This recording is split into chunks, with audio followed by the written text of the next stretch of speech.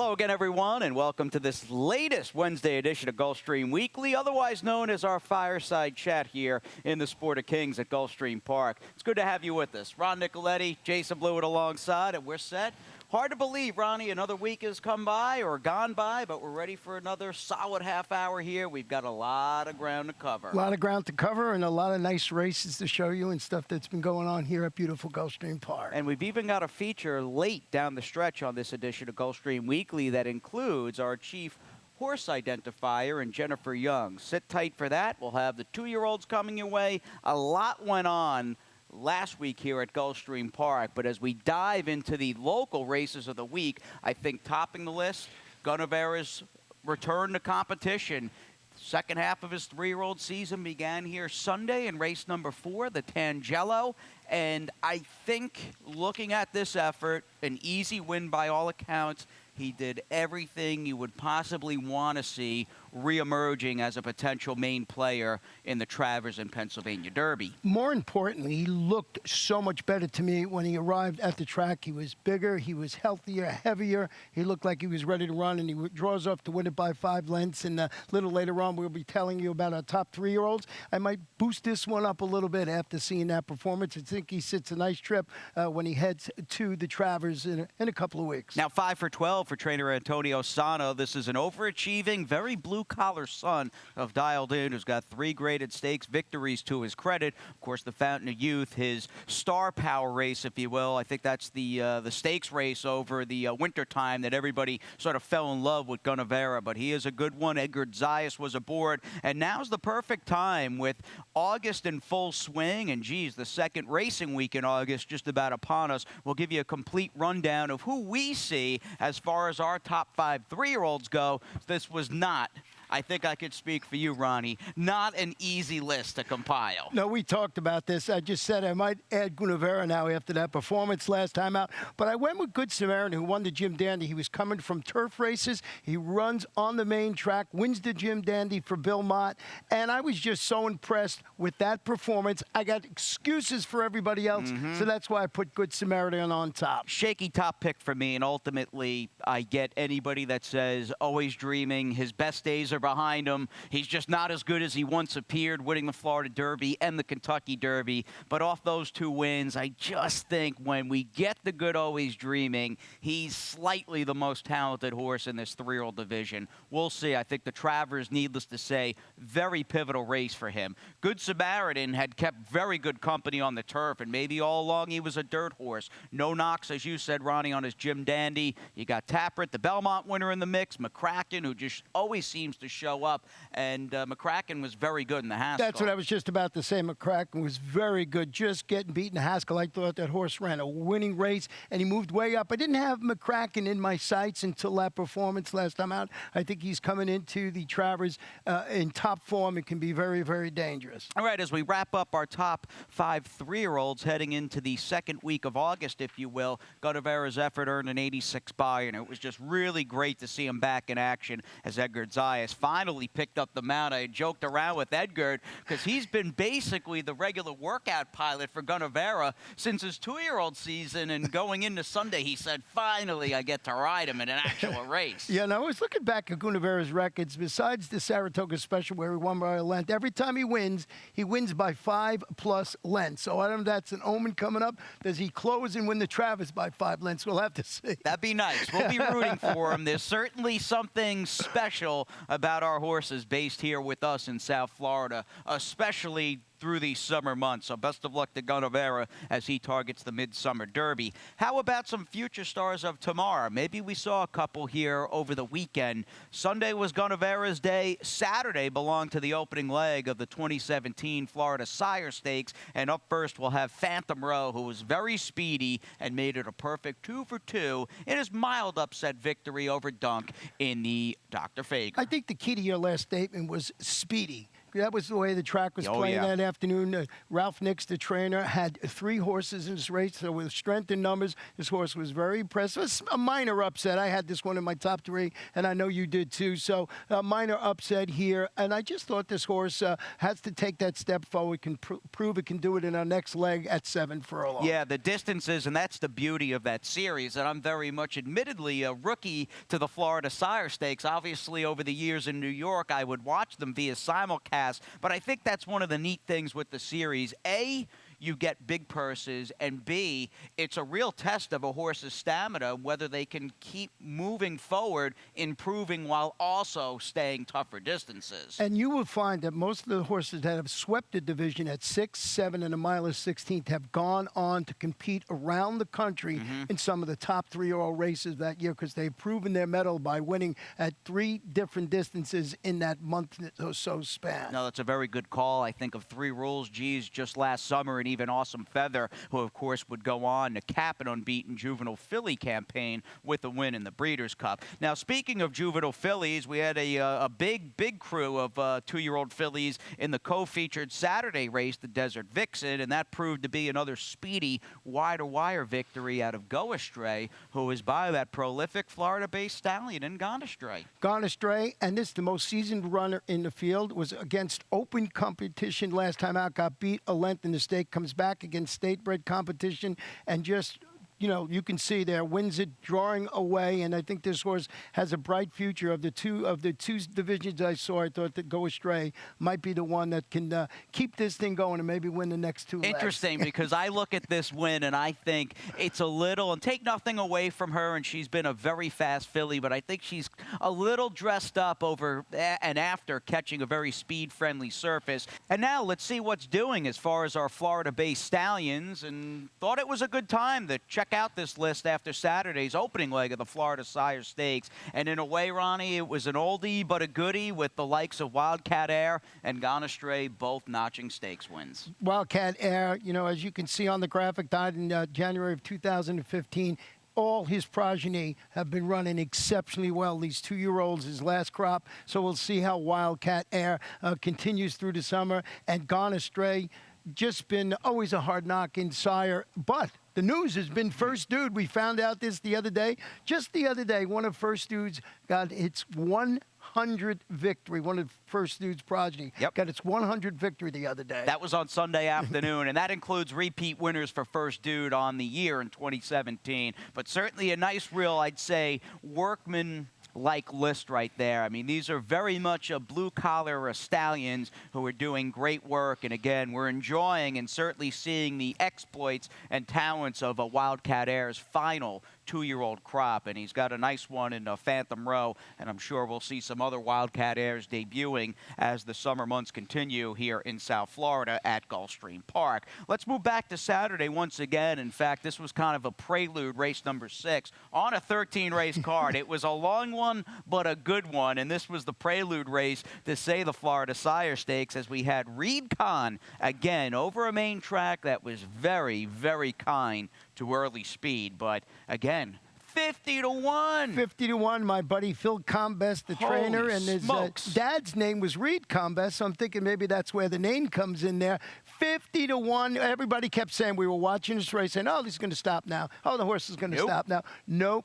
Boom, $112 or something like that. $112.20. Don't forget those 2 dimes and a 76 buyer. And a lot of us probably, and maybe you did as well, had the same reaction after the race. You're going, geez, I can't believe I just got blown up, and I think I was alive in a pick 3 or something, going, man, a Cantharos 2-year-old just beat me at 50-1. Good point. I didn't even remember the Cantharos part. Yeah, those Cantharoses, they are solid. Of course, he's a horse tried and true here in the state of Florida, now standing at Hillendale Farm in Kentucky. Moving on to Sunday's last race, and again, this was a week that we just finished, I think August 3rd through, again, Sunday's date, that early speed race in and race out was the most potent weapon you could have on the dirt. That being said, I still don't want to knock the winner of the last race here on Sunday, and Lady Freedom, who had kept very good company and was a very, very game winner of this race, as she just would not go away from quick Quickie Coco, whatever the filly on the front end. Well, I had the 5 in this race, and I'm outside watching with all the guys, and I'm saying, well, it looked like I'm home free, but the 8 just kept coming and coming. That's Lady Freedom, and you'll see here, just gets up under the shadow of the wire to score in the nightcap. One of the logical contenders in there. Actually, it was the 1, 5, and 8 that there were 3 contenders in. Look at that photo. Just blink, I get beat right on the wire. Very determined. Quick Lucky Coco. That's who it was. Right. And I had her, too. I should know her name as well. I liked her as well as you did, Ronnie. But Lady Freedom, that is, pulled off the upset. Maybe the one you want out of that race, and she was 4 to 5 in her debut, was Grand Nighthawk, who was up close inside, kind of tracking in the pocket, never really punched it in the high gear. But the way she was bet, she might be a filly to keep an eye on. And that's the beauty. We get to see these horses run throughout the summer. Make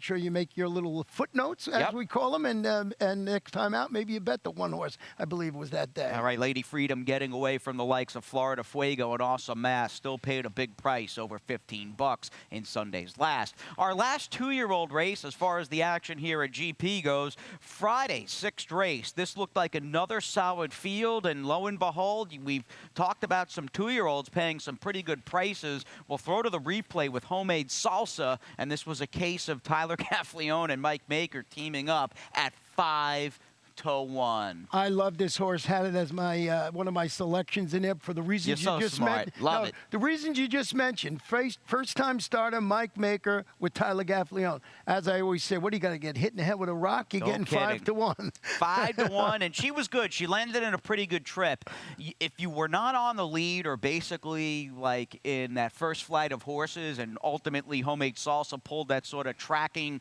3-wide stalking trip out there in the clear, you really didn't have a chance. You had to be up close to win and run well on the main track here last week at Gulfstream Park, and Homemade Salsa fit the bill, paying about $12.50 in that race for Maker and Gaffleone. It's an easy game, isn't it? Yeah, in hindsight, it's always an easy game. Well, we do have 20/20 hindsight. In fact, we've got a good one as we throw it to break. Let's backtrack as well to Friday's Twilight program. Race number 5, Lantis versus a solid crew of Turf Filly mares. Pete Aiello will send us to break with the call off the far turn in Friday's 5th. Up on the outside, Artemisa and Vendita, collar Cowgirl Tough. Cajun Queen needs to get out from behind the speed with Terry's Big Heart. Bitacora swung into action 5 wide as they turn in.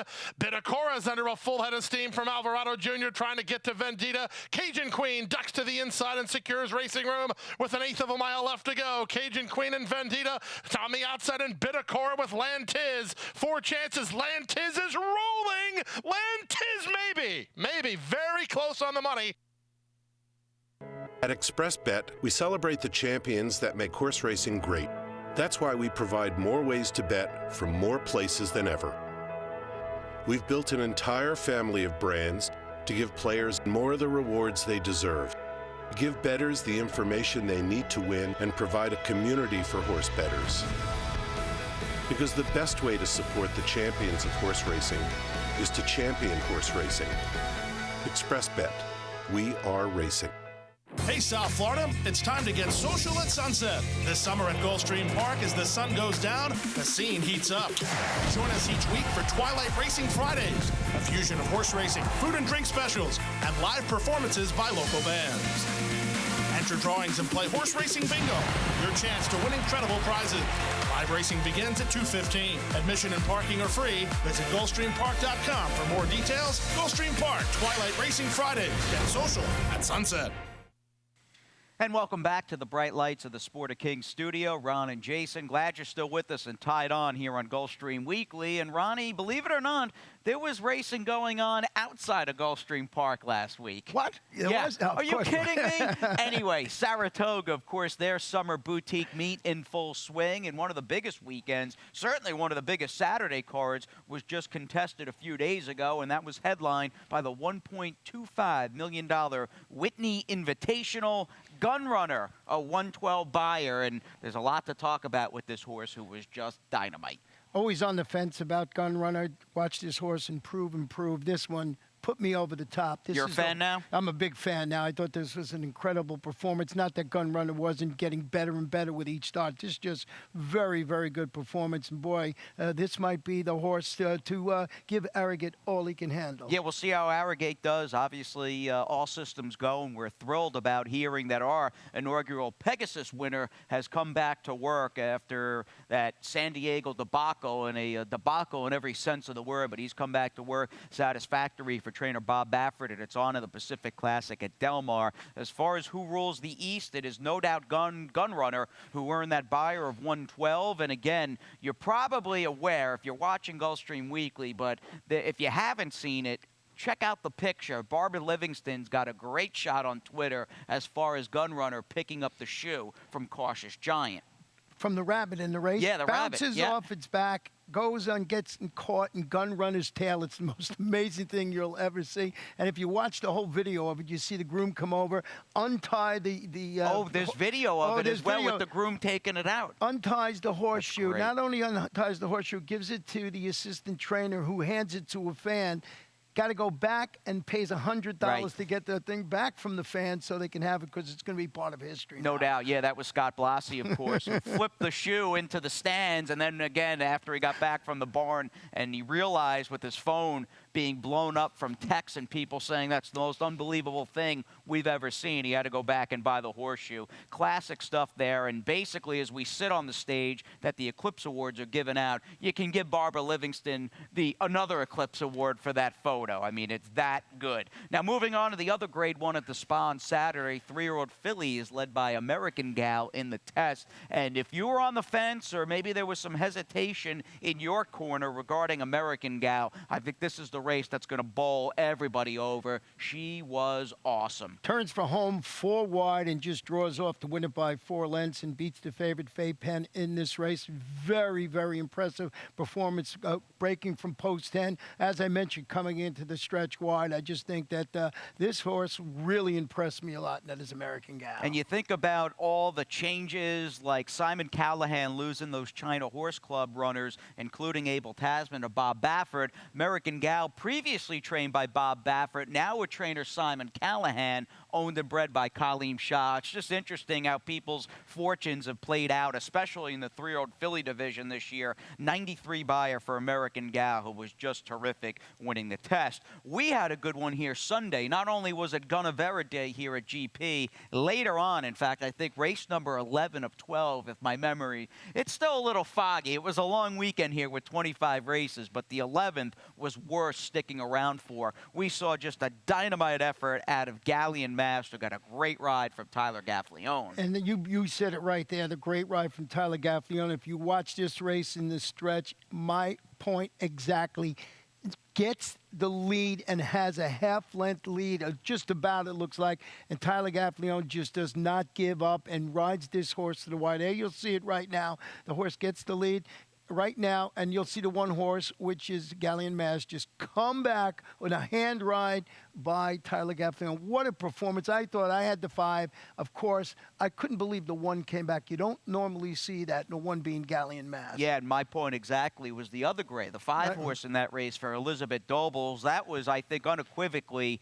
his best race, but Galleon Mass just a bit better for trainer David Fox, who, by the way, wrapped up last week here, GP's hottest trainer, I'd say, of early August, with 5 wins from Thursday through Sunday, the best coming in the 8 miles east with Galleon Mass. Back to the Spa we go. In fact, our last race on this show this week from Saratoga Springs, and that'll be Sunday's Troy Stakes. I think Naira upped the purse. When I was up there, I think the purse for this race was $100K. It's either $200 or $250 now, and you got some of the leaders in the turf sprint division, and Green Mask was just, wow. Perfect trip, Ronnie, but holy smokes, did he run. Green Mask run, actually, when he crosses the wire, he's just 3/100ths of a second off the track record. Another incredible performance. That's Green Mask, and you see coming through the stretch in the Troy to win it. And as I said, just a smidgen off the track record. Right, Lady Shipman, who was just a dynamite racehorse in Florida and up in the Big Apple, holds that track record at 5.5.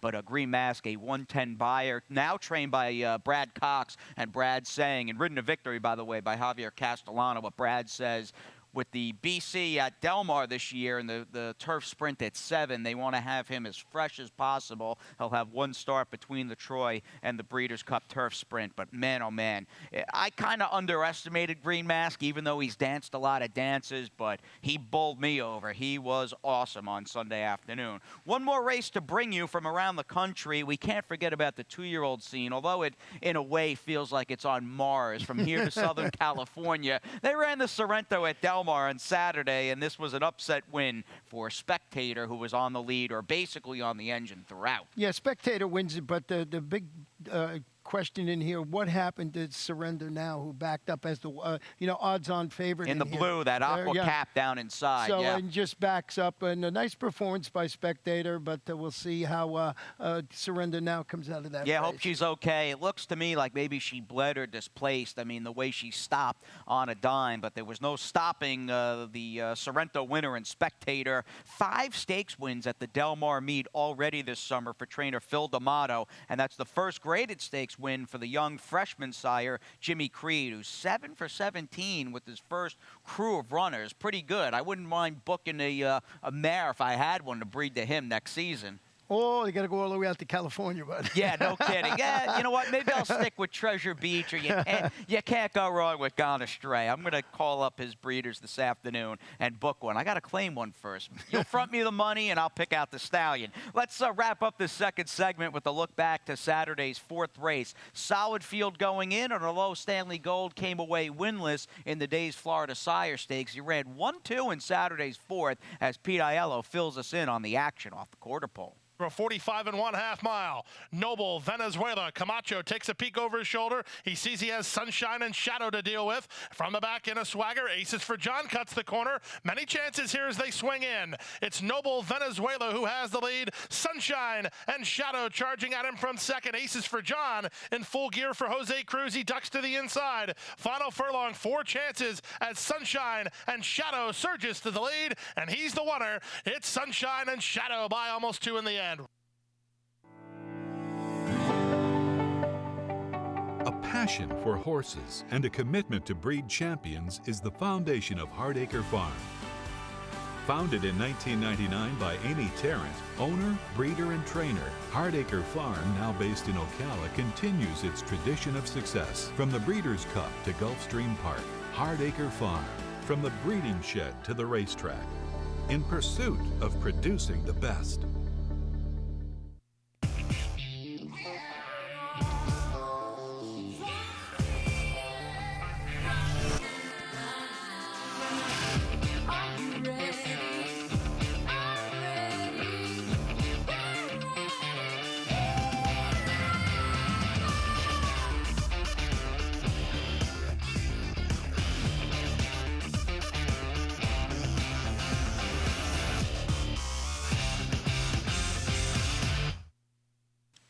And down the stretch we go on this Wednesday edition of Gulfstream Weekly. And with races of the week and the stakes out of the way, we can focus in on, well, what's going on here at Gulfstream Park. And you had a fine weekend, spending some of it with our own Jen Young. Jen Young, the horse identifier here at Gulfstream Park, and one of the nicest people you'll ever meet on the racetrack. And her job is so interesting, and I thought it would be interesting to show you just what goes on with the horse identifier each and every day that we run a race. Gulfstream Park features world-class racing year-round in South Florida, but before fans can see a live race at the track, there's a lot that has to happen behind the scenes. Hard work and patience goes into preparing a thoroughbred for a race, and each of them is unique. Gulfstream Park horse identifier Jennifer Young is an integral part of making sure everything runs smoothly and the right horses make it to the starting gate. Jennifer's day starts early in the morning in the racing office, where she pulls the fold papers for each of the day's entrants. So a full certificate is on file for each and every horse that races here at Gulfstream and every North American track, and they're issued by the Jockeys Club. So for instance, Each and every horse has one of these on file. It's kind of a cross between a title and maybe a birth certificate. It has their pedigree, and it also shows the breeder, and these are the owners. Okay, so here's Money Factor. We have her full papers right here. It says Gray or Roan, filly. There's her parents. Small irregular star and connected broken line of white hairs. That's this here. Her leg markings are right hind, half pastern, irregularly white, lower on outside. So sure enough, it's a little higher on the inside. On the outside, it's a little lower. This is Bingo Bango Bongo. He's a 10-year-old, and he's a bay. Bays are characterized by their darker color mane and tail, and the differentiation between the coat color and darker legs. Bingo's markings are listed as bordered triangular star, faint patch of white hairs on upper lip. Sure enough, get a little bit of white hair here. His prominent star here, and his tattoo, 33367.